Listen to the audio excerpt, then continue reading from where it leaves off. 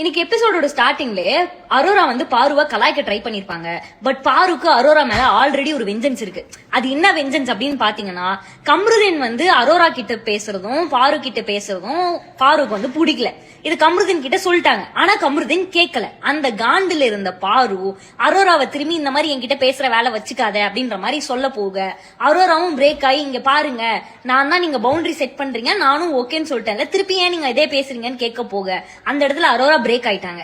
அடுத்து வந்து அரோரா தனியா போயிட்டு உட்கார்ந்து ஒரு லெட்டர் எழுதிட்டு இருக்காங்க. அதுல வந்து ஃபீலிங் லோன்லி, மிஸ்ஸிங் மை ஹோம்ன்ற மாதிரி ஏதோ எழுதிட்டு இருக்கும்போது அப்பதான் வந்து பாரு உள்ள வராங்க. பாரு உள்ள வந்து இங்க பாரு அரோரா, நான் பேசினது ஏதாவது தப்பா இருந்தா சாரின்னு சொல்லும் போதுதான் அந்த இடத்துல அரோரா ஒன்னு பிரேக் பண்றாங்க. பாரு நேத்து நைட்டு கூட நீ என்ன சொல்லிக்கிட்டு இருந்த, என்னாலதான் துஷார் வெளியில போனா, நீ பேசியே துஷாரை வெளியில அனுப்புறேன்னு சொன்ன. அது மட்டும் இல்லாம பாரு இந்த வாரம் ஃபுல்லா நான் எப்படி உனக்கு கில்ட் ட்ரிப் பண்றேன்னு பாருன்னு என்கிட்டயே சொன்னேன் அப்படின்னு சொல்லும் போது எனக்கு அது கேட்கும் போது எனக்கு ரொம்ப ஹர்ட்ஃபுல்லா இருந்தது.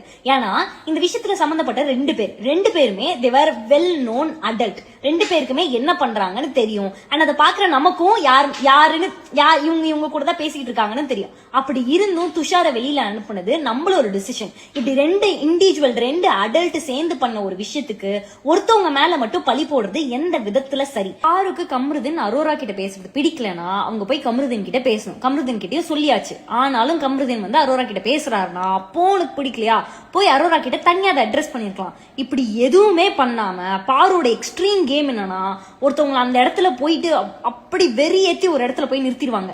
அந்த டைம்ல அவங்க ஏதோ ஒரு வார்த்தையோ இல்ல ஏதோ ஒரு ஆக்ஷனோ பண்ணுவாங்கல்ல, அதை காமிச்சு இங்க பாத்தீங்களா இவங்க எவ்வளவு கேவலமான பர்சன், ஒரு கேவலமான கேம் விளையாடுறதுதான் பாருவோட ஸ்ட்ராட்டஜியே.